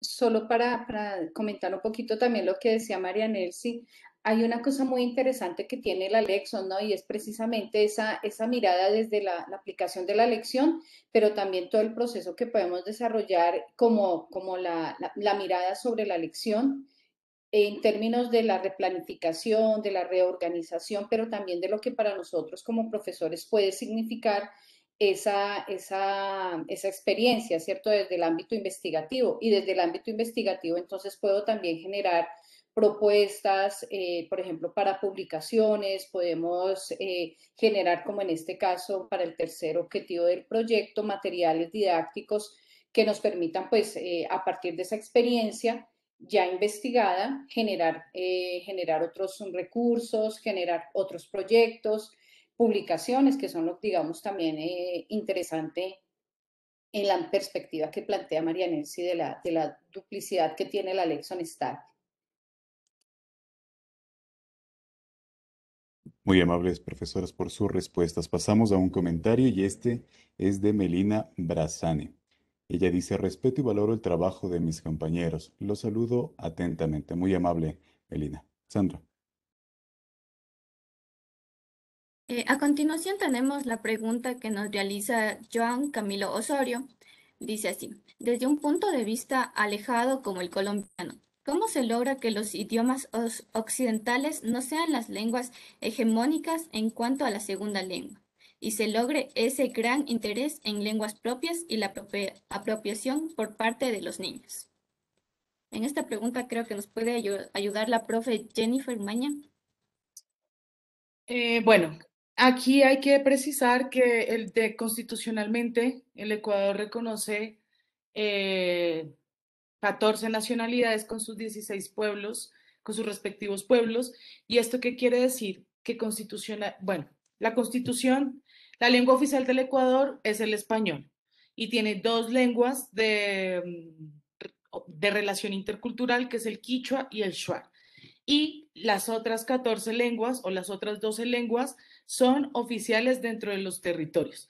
¿Qué quiere decir esto? Que desde la Constitución del Ecuador se reconoce la diversidad lingüística como un factor predominante, no solo dentro de la comunicación y las relaciones interculturales, sino que también el sistema de educación se entreteje y se construye alrededor de este reconocimiento de la lengua. Entonces, ¿qué pasa? En los territorios, el MOSEIP, es que no había mucho tiempo para explicarles, pero el modelo del sistema de educación intercultural bilingüe está pensado a través de diferentes fases y estas fases están estructuradas desde la base lingüística. ¿Qué quiere decir esto? Que, por ejemplo, en la educación familiar y comunitaria, que hace parte de la educación inicial, la lengua a través de la cual se enseña es la lengua de la nacionalidad en su 100%. Entonces, la educación infantil, familiar y comunitaria se piensa o está pensada dentro del sistema de educación intercultural bilingüe desde el vientre de la madre. ¿Qué quiere decir esto? Que la lengua materna va a ser el eje fundamental a través del cual se va a empezar a desarrollar todos los procesos educativos en las comunidades. Después vamos a pasar, va a ir disminuyendo el uso de la lengua de la nacionalidad y va a empezar a relacionarse directamente con la segunda y la tercera lengua. En este caso, primero se va a iniciar gradualmente a insertar la lengua castellana, porque es la lengua oficial del Ecuador, y dentro de los territorios funciona como lengua de relación intercultural. No solo dentro de los territorios, porque muchas veces cuando se sale de las comunidades, pues la lengua a través de la cual se realizan diferentes actividades es el castellano. Entonces, aquí empezamos a insertar paulatinamente la lengua castellana en relación siempre con la primera lengua y finalmente un poco más adelante se inserta la tercera lengua, que en este caso es el inglés. Entonces, ¿qué pasa aquí? Que claro que existe un evidente retroceso lingüístico de las lenguas de los pueblos y nacionalidades, pero el sistema de educación intercultural bilingüe busca precisamente que todas las estructuras lingüísticas alrededor de la revitalización cultural se mantenga. Y entonces aquí, a diferencia, por ejemplo, de Colombia, que también tenemos un número mucho mayor de lenguas, entonces aquí sí hay un sistema que busca educar a través de la diversidad y de una relación pertinente con la lengua de cada uno de los pueblos y con las tradiciones culturales que allí se realizan y se entretejen.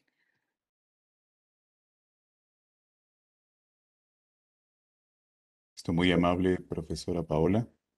Pasamos a otro de los comentarios. Este es de Brian Parra y dice, felicidades por la presentación. A base de comentario me permiten decir unas palabras. El Lesson Study como estrategia metodológica en el proceso de formación de los docentes promueve el autoconocimiento de la propia práctica, generando actitudes de compromiso en el cambio, reflexión, acción de la cultura de enseñanza y modificando la estructura cognitiva de la cultura de aprendizaje del docente. Muy amable, Brian, por ese aporte. Paola. Perdón, Sandra. Ya.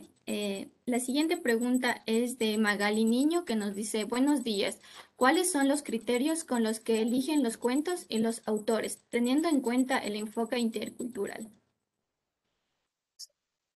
Bueno, aquí o sea, la Lesson Study es un trabajo colaborativo. Entonces, lo que no queremos es darle prioridad o relevancia a ciertos cuentos o a ciertas narraciones. Entonces, esto es una fase que vamos a empezar ahora a construir y a través del trabajo colaborativo. La idea es tener en cuenta las tres perspectivas de las docentes, porque son las que realizan el ejercicio constante en los territorios y en las escuelas. Entonces aquí, repito, todo el sistema educativo del Ecuador es intercultural.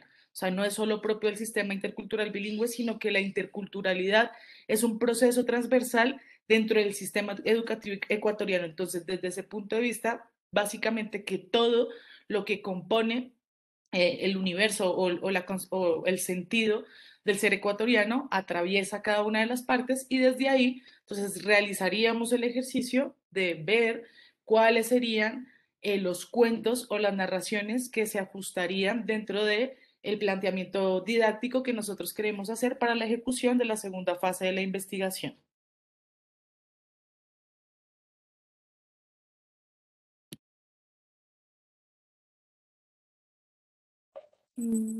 Gracias, profe, por su respuesta.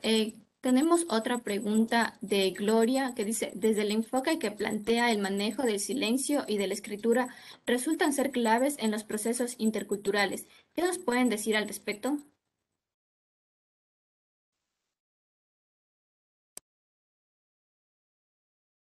Sandrita, ¿puedes volver a repetir la pregunta, por favor? Claro, profe.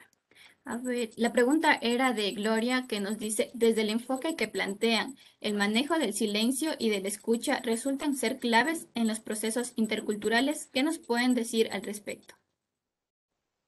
Perdón, Sandra, hay una pregunta antes que creo que la saltaste.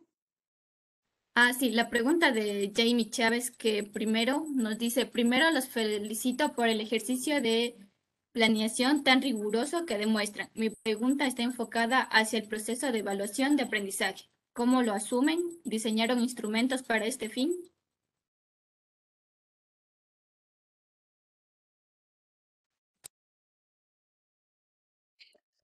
Bueno, si me permiten, yo quisiera comentar una cuestión en relación a esto y después de pronto pues alguien si me puede complementar.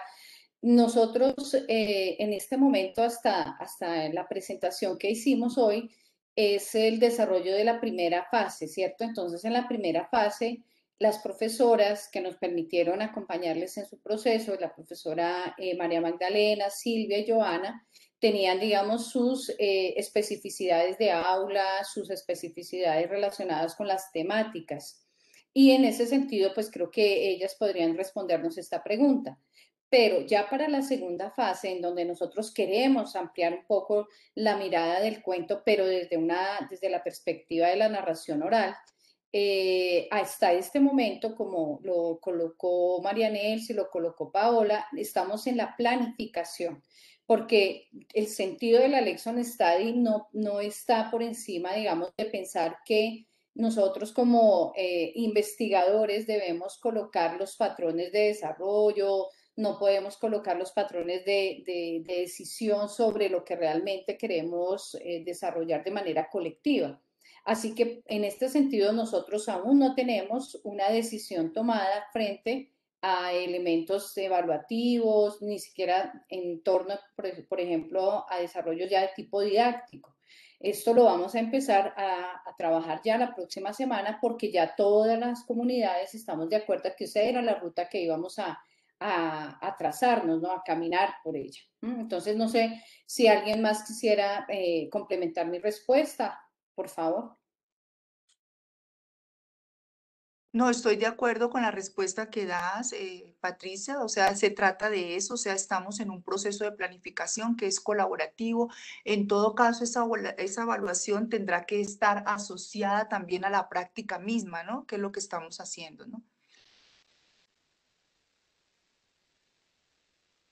Muy bien, entonces pasamos a otro de los comentarios. Este proviene de Marlene Rátiva Belandia.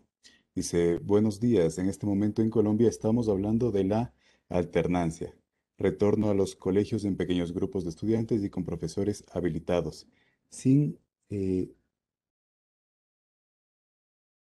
comorbilidades. Ustedes resuelven de manera muy estratégica la atención a los niños sin conectividad, generando cierto equilibrio con los niños que tienen mejores condiciones tecnológicas. Felicitaciones. Muy amable, Marlene. Pasamos a otra de las preguntas, Sandra. La siguiente pregunta nos la hace Marlene, que dice, gracias Joana Mejía por presentarnos la intimidad de tu aula. ¿Crees que las preguntas que planteas en el aula de clase promueven un pensamiento crítico en los estudiantes? ¿Sientes que tu práctica docente se ha reconstruido?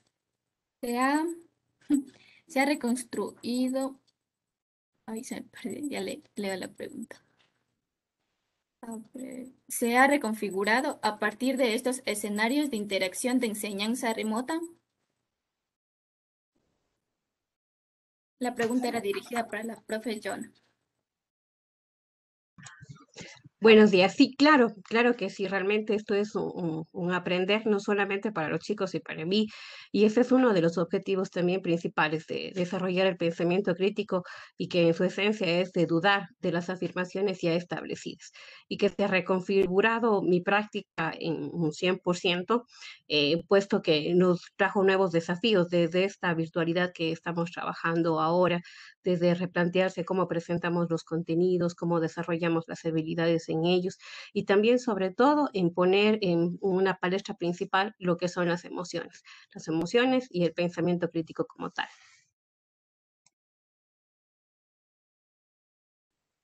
Muchas gracias, profe. Perdón, Sandrita, sería interesante, me están pidiendo que volvamos a retomar la pregunta del silencio, si por favor la puedes plantear nuevamente. Claro, profe. La pregunta la realizaba Gloria, que decía, desde el enfoque que plantea el manejo del silencio y de la escucha resultan ser claves en los procesos interculturales. ¿Qué nos pueden decir al respecto?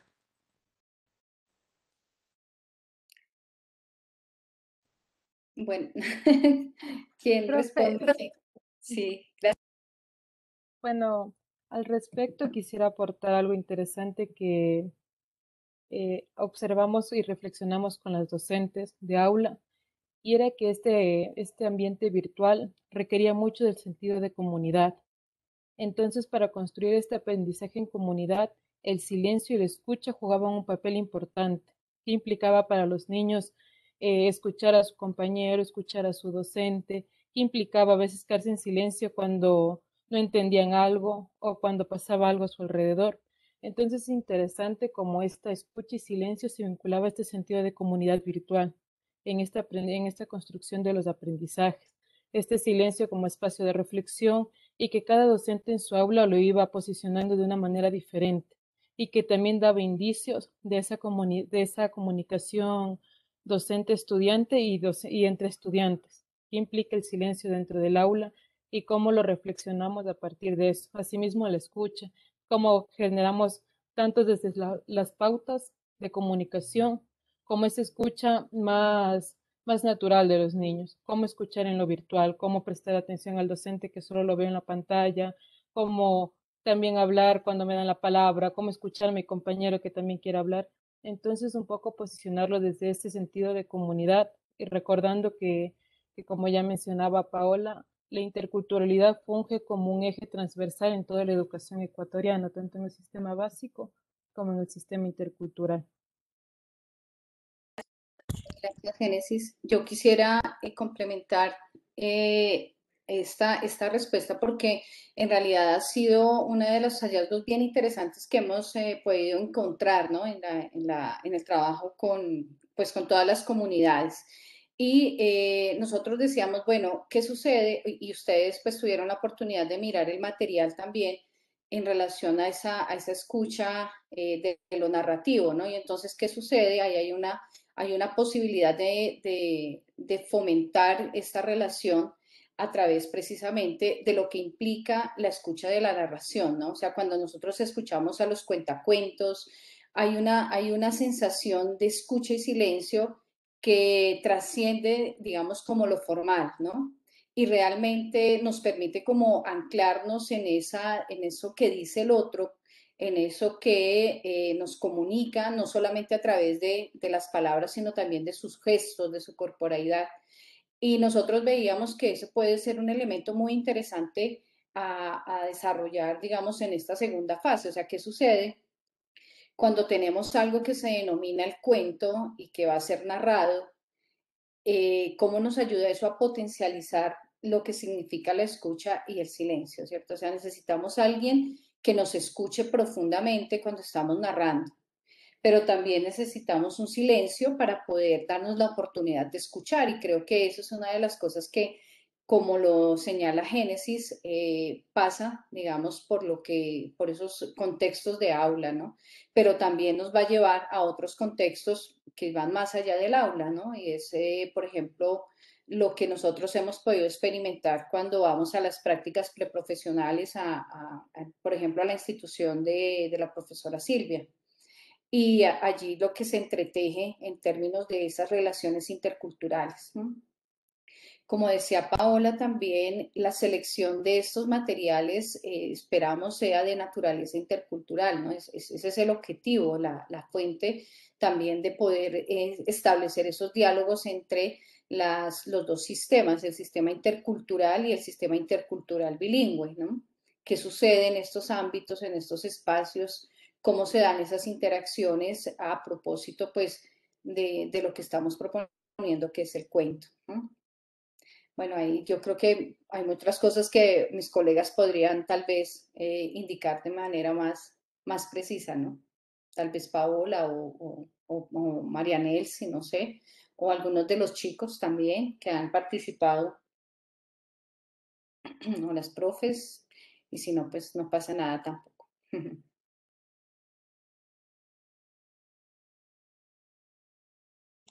Yo quería aportar un ratito con eso en relación al silencio, que me ha ayudado una estrategia que he compartido con ustedes, que es el uso de las imágenes, ¿no? Entonces, por ejemplo, cuando uno quiere decir silencio en el aula, o sea, no podemos decir ahorita silencio, ya chicos, ¿no? Eso hay que arrancar con un buen proceso diagnóstico y yo lo trabajé a partir de las imágenes y las comparaciones, ¿no? Entonces, por ejemplo, para cuando están todos hablando a la vez, yo les puse ahí está una serie de pollitos y qué pasa cuando les van a alimentar, empiezan todos ellos a hacer bulla, ¿no? Y siempre cuando empieza un poco el desorden, a hablar el uno y no le deja hacer la intervención completa al otro, yo empiezo, ¿no? Digo, kikiriki, pío, pío, pío, y ellos enseguida evocan esa imagen que yo les hablaba al comienzo, y entonces todos enseguida empiezan a levantar, por ejemplo, la mano. Y otra cosa también, el valor de la empatía, ¿no? Siempre algo que estamos reforzando en ellos es la empatía. ¿Qué pasará cuando a la otra persona le interrumpe cuando está conversando? Eso quería aportar. Sí.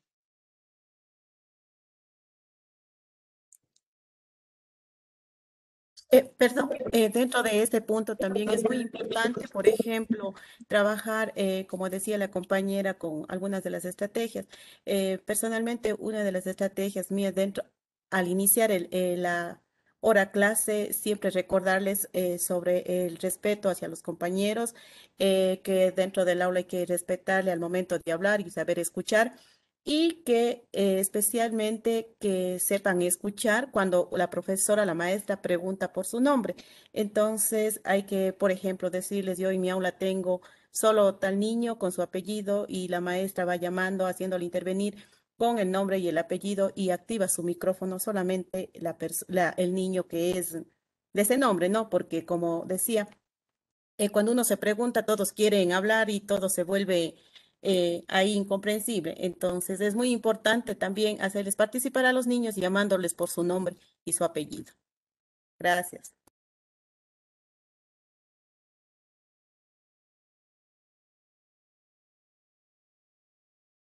Entonces, procedemos a la siguiente pregunta, que nos hace Magali Niño.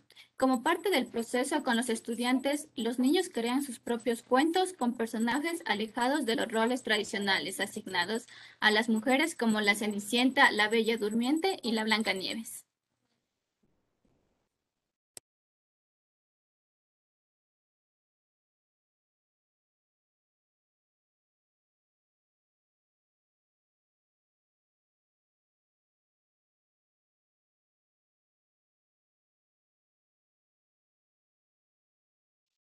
Sandrita, perdona, ¿ese fue un comentario o una pregunta?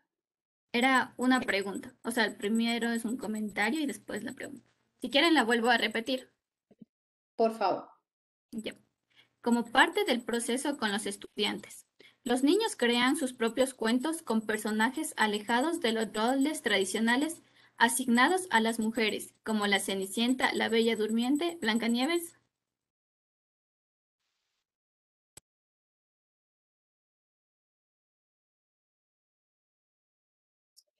Pati, yo creo que aquí podría responder la profe Joana. Sí. Claro que sí, depende el objetivo de la clase se trabaja, ¿no? Por ejemplo, en esta parte que presentamos a los estudiantes, estábamos viendo todo lo que es la estructura del cuento como tal. Y entonces empezamos con los cuentos clásicos que ellos ya conocen para luego dar creación a los cuentos absurdos. En lo personal me gusta trabajar con los cuentos absurdos, con imágenes que, por ejemplo, está sirviéndose el café en una media, ¿no? Entonces eso les ayuda a potenciar mucho más la creatividad y alejarse de los estereotipos, ¿no? Desde que había una vez y luego al final terminaron todos felices, ¿no? No todas las cosas, como siempre les digo, no todo es color rosa. Entonces, trabajamos de esas dos maneras. Primero, para analizar la estructura del cuento como tal, con los clásicos, y luego a la creación a partir, en este caso, de las imágenes absurdas que lo llamamos en el aula.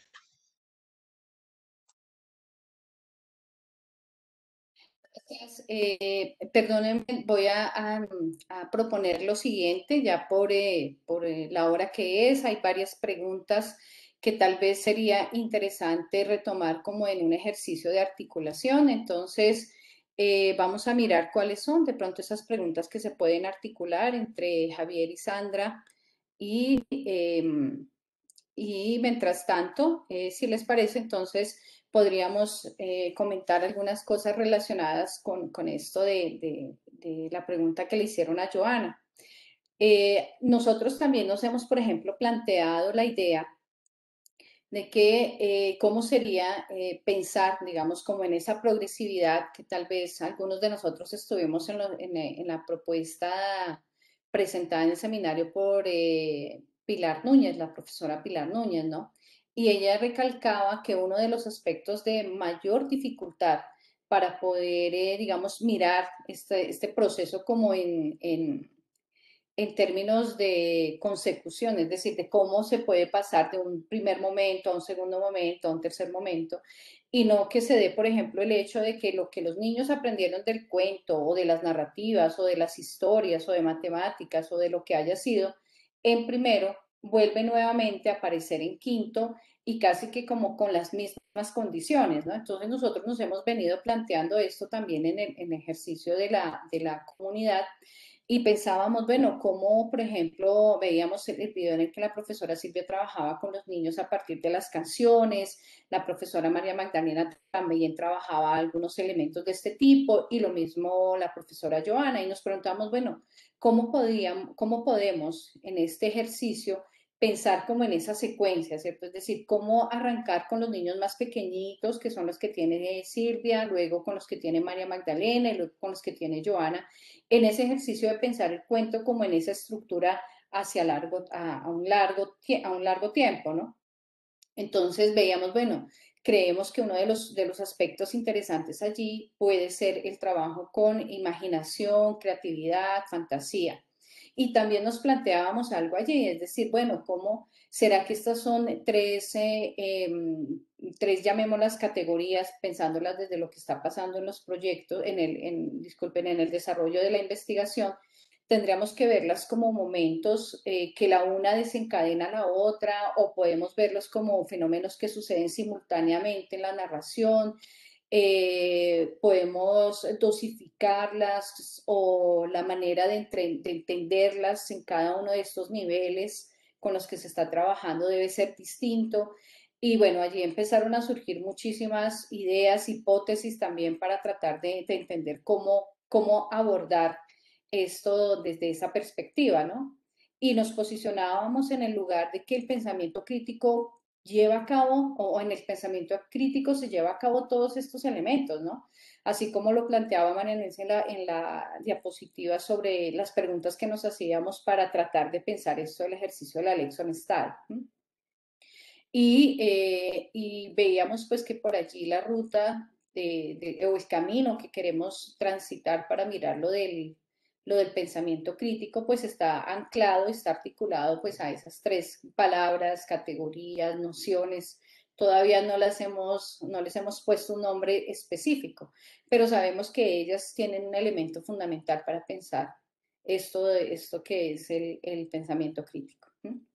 No sé si podemos mirar esas preguntas para responderlas como en bloque, Javier, Sandra. Sí, profe.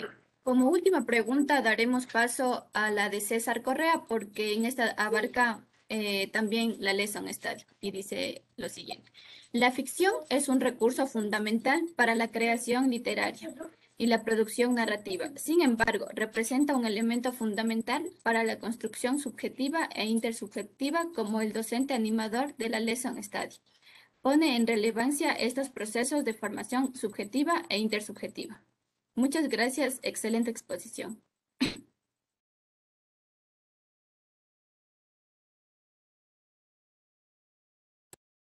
María Nelsi, tal vez quieras comentar algo. Sí. No sé si me ven. Hola, ¿me escuchan?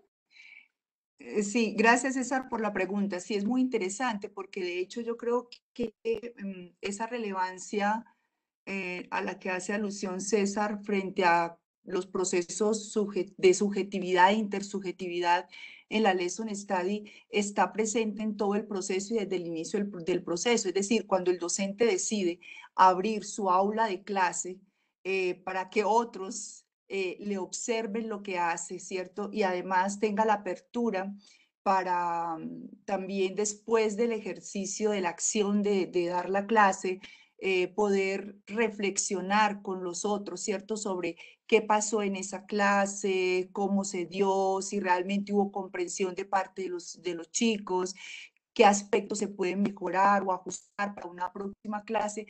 Creo que todo eso abre el espacio de la clase como un medio también para que se dé la diferencia, es decir, esa diferencia donde cada sujeto realmente se va autoafirmando y reconociendo, ¿cierto? A partir de los aportes que van haciendo al mismo proceso. Entonces yo creo que sí, que la relevancia es mucha en términos de permitir eso, ¿no? El automirarse, autorreflexionar, ¿sí? El autoinspeccionar también lo que hacemos con esa otredad, con esos otros pares, ¿no? Y a partir de ver la diferencia también como un medio, ¿cierto? Que nos permite también autoafirmarnos, ¿no? Es decir, no lo sabemos todo, no tenemos la última palabra, pero en esa dialogicidad con el otro, yo puedo irme autoafirmando también y autorreconociendo, ¿cierto? En mi propio proceso pedagógico, ¿no? Diría eso básicamente, ¿no?